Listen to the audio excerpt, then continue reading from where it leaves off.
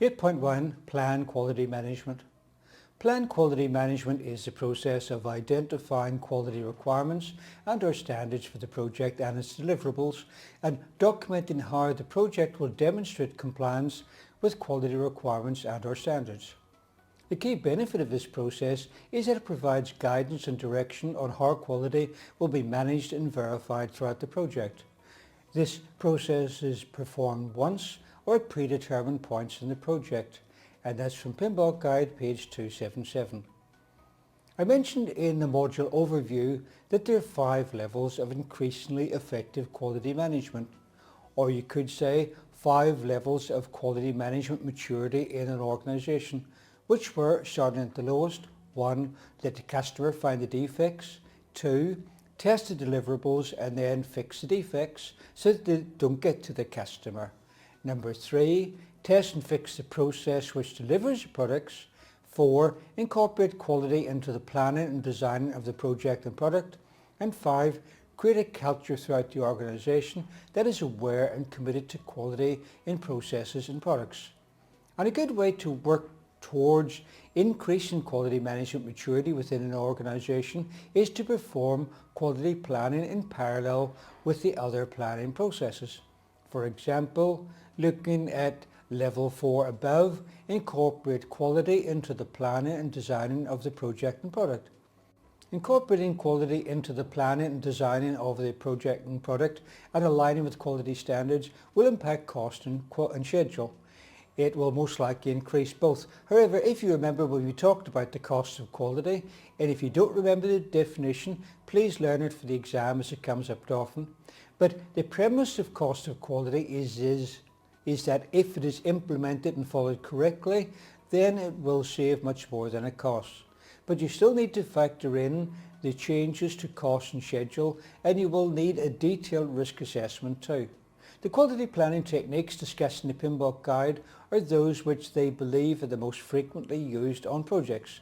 You may have your own favourites, but you're free to use those, of course, but in the examination you need to stick with what the PMBOK Guide has suggested. So, plan quality management inputs. Input number 1 is a project charter. The project charter provides the high-level project description and product characteristics. It also contains the project approval requirements, measurable project objectives and related success criteria that will influence the quality management of the project. Input number 2, project management plan. Project management plan components required for plan quality management include requirements management plan. The requirements management plan provides the approach for identifying, analysing and managing the requirements for the quality management plan and quality metrics will reference. The project will be delivering products, services and results, but these outputs must satisfy customer requirements. By definition, the products, services and results will be unique. But if you don't pay careful attention to the requirements, your products may turn out to be unique in ways you didn't intend. The risk management plan. This provides the approach for identifying, analysing and monitoring risks. Remember that when you carefully plan your quality management, you need to know the risks that are likely to wreck your plan and how to control them. Some people believe that if you implement a quality standard, the risks magically melt away. This is not the case. In fact, if you implement a quality standard, you will increase some risks, especially if the team members don't understand the quality plan. Stakeholder engagement plan. This provides a method for documenting the stakeholders' needs and expectations that provide the foundation for quality management. You need to have a clear understanding of what the stakeholders want and what they don't want. You are not there to follow all their wishes because they will change and probably increase day by day. And in fact, some stakeholders actually will want the project to fail. Just think of a project to drill oil in a nature reserve, for example. Scope baseline. It's important to remember in the exam that a scope baseline is actually a group of 3 management products: the agreed scope, work breakdown structure baseline and the work breakdown structure dictionary baseline. In earlier versions of the PMBOK Guide, ending with the 2nd edition, which is called PMBOK 2000, a very futuristic sounding name at the time, these 3 products were considered separately. e.g. they would appear as three separate inputs or outputs to processes, but then it was realised by PMI that whenever one occurred, the other two occurred as well, and so they just amalgamated them to simplify the process diagrams. That was from the PMBOK Guide 3rd edition onwards. The scope statement includes the acceptance criteria for the deliverables, and all of these criteria must be met, which is why they are called acceptance criteria. It means the product will not be accepted if they aren't. But keep a careful eye on the criteria. Make sure you're meeting stakeholder needs and not stakeholder greeds, because unnecessary criteria will burden the project in terms of time and cost and probably unnecessary work. Input number 3, project documents. And here we're looking at the assumption log. This holds details of all the assumptions and constraints regarding quality requirements and standard compliance. Assumptions are what you believe to be true concerning the project, and constraints are factors which limit your ability to manage the project. You don't have to prove them, but you need to be able to explain how they were arrived at, and you need to review them now and then. Requirements documentation. This captures the project requirements, including the project and product quality requirements. The project team will plan to implement these requirements on the project. Requirements traceability matrix. This shows you where the requirements came from, who requested them and when. It also gives the test requirements and status of each requirement. The risk register. This holds information on threats and opportunities that may impact quality requirements. Stakeholder register. This helps identify stakeholders who have a particular interest in or impact on the quality, with the emphasis on the customer and the project sponsor needs and expertise. Number 4, enterprise environmental factors. And here we're looking at governmental agency regulations. There may be regulations or legislation which will impose extra constraints on your quality. Rules, standards and guidelines specific to the application area. Geographic distribution, organizational structure, marketplace conditions, working or operating conditions of the project or deliverables, and cultural perceptions. Number 5, organizational process assets, and this would be the organizational quality management system, including policies, procedures and guidelines, quality templates such as check sheets, traceability matrix, and others, and historical databases and lessons learned repository. Planned quality management tools and technique. Number 1, as you might guess, is the expert judgment. Expertise should be considered from individuals or groups with specialised knowledge in training in the following topics: quality assurance, quality control, quality measurements, quality improvements and quality systems. Number 2, data gathering. Techniques that can be used for this process include benchmarking. The best way to know how good or bad your system is to compare it with another quality system on similar projects. And to be most effective, if possible, you should compare against projects in other organisations. This helps avoid experimental bias. E.g., if you only compare with other projects inside your own organisation, all of these projects may have the same weaknesses, and so they won't show up on your benchmark. Brainstorming. This is a technique we've discussed before. It encourages the creation of many new ideas, possibly under the guidance of a facilitator, and then you filter down all of those ideas down into just the best ones. Interviews. Project and product quality needs and expectations, implicit and explicit, formal and informal, can be identified by interviewing experienced project participants, stakeholders and subject matter experts. Interviews should be conducted in an environment of trust and confidentiality to encourage honest and unbiased contributions. Number 3, data analysis. Techniques that can be used for this process include cost-benefit analysis. This is a financial analysis tool used to compare alternatives to determine which should give you a better return for your dollar. A cost benefit of 2 to 3 means that for every $2 you spend, you earn $3 of value. In this case, you're comparing various quality options, of course, so you can have a higher productivity and less rework. But this is just one of the tools to use. You need to use more, because this is just looking at a monetary value. Other things to remember is that when you're comparing options using cost-benefit analysis, you won't start off with an 8, 2 to 3 or 4 to 7. It can take a lot of work and expense to estimate the value returned, and it may not be that accurate. Cost of quality. I mentioned cost of quality before in the project quality management module overview. It's important to remember the definition. The cost of quality includes all costs incurred over the life of the product by investment in preventing non-conformance to requirements, appraising the product or service for conformance to requirement, and failing to meet requirements, rework. That's on the PMBOK guide, page 274.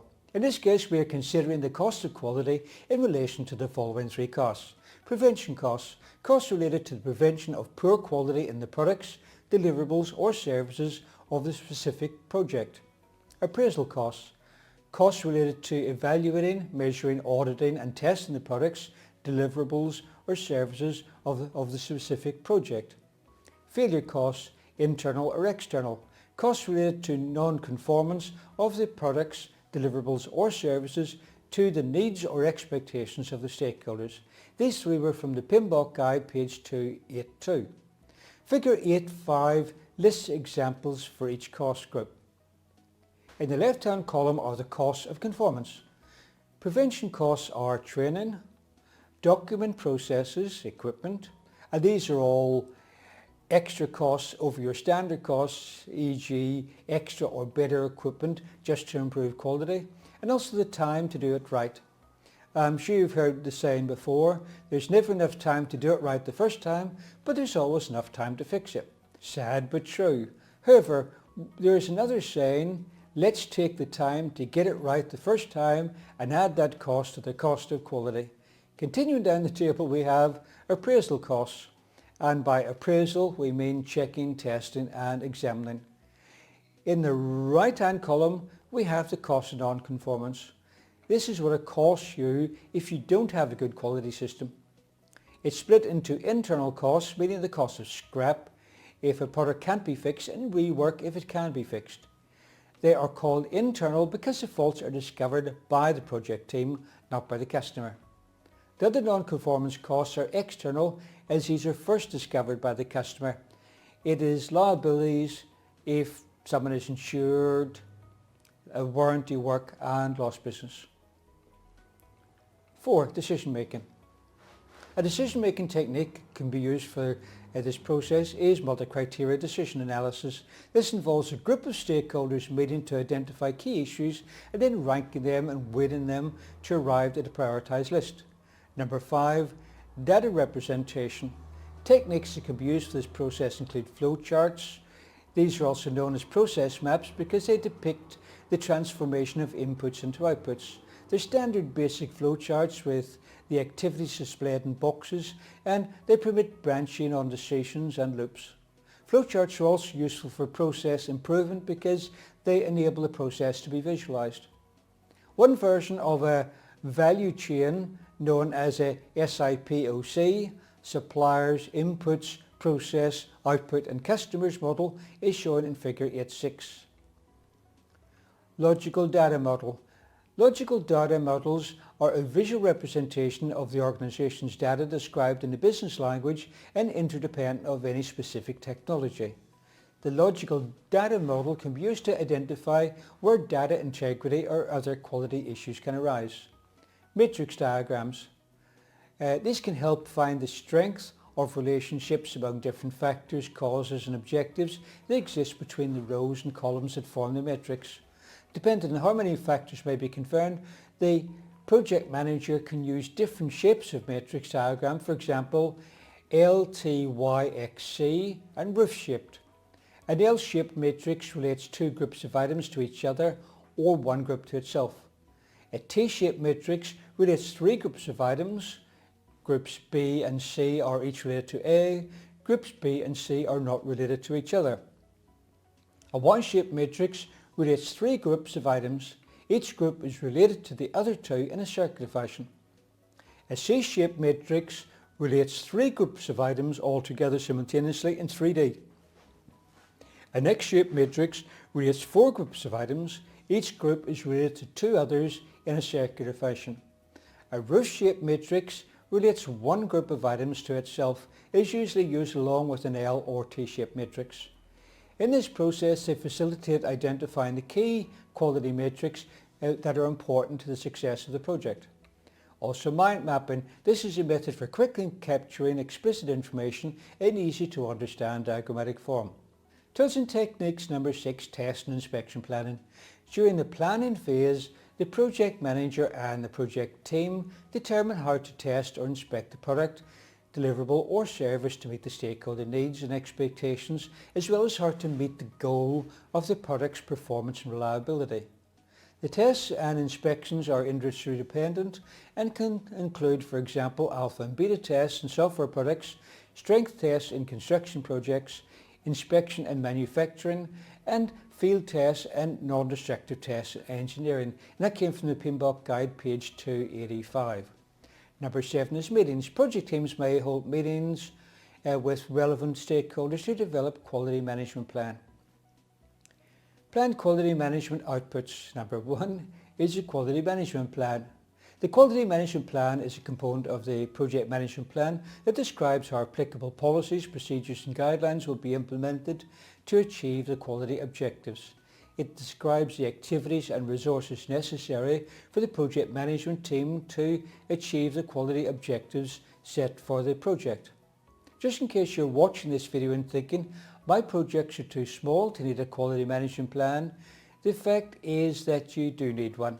But you don't have to use a 100-page volume bound in leather or a multimedia DVD version. You simply tailor it to suit your needs. It could be totally informal, maybe just a quarter page. If you're building a rocket ship to fly to Mars, then maybe you do need a 100-page quality management plan bound in leather.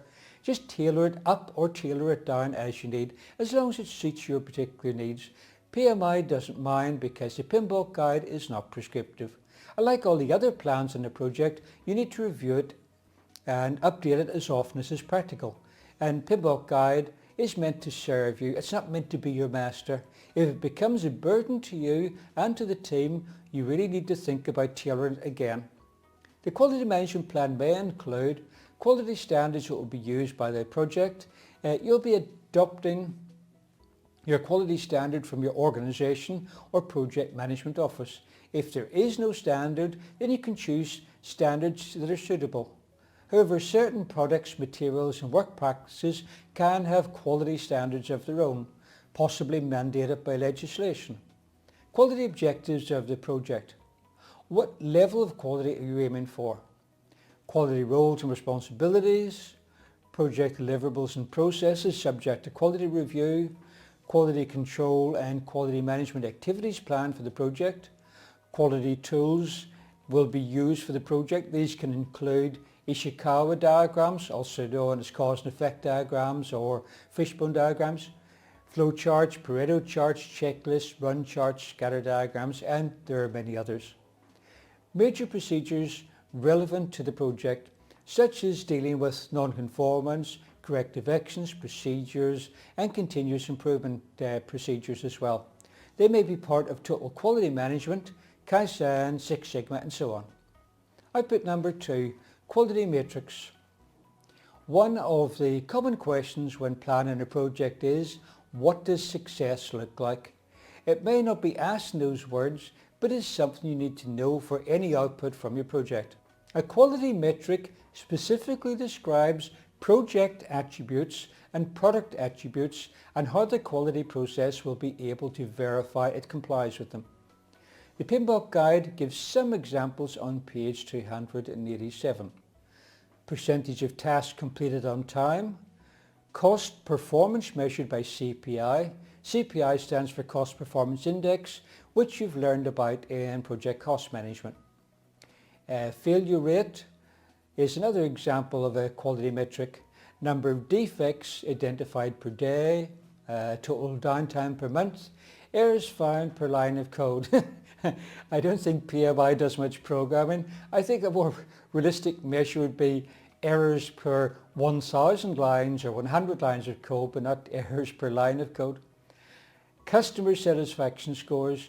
which you would probably get from surveys and it gives others. You just need to decide which attributes you really need without overburdening the team, because everything takes time, budget and resources, and you're looking for a payback on everything you do.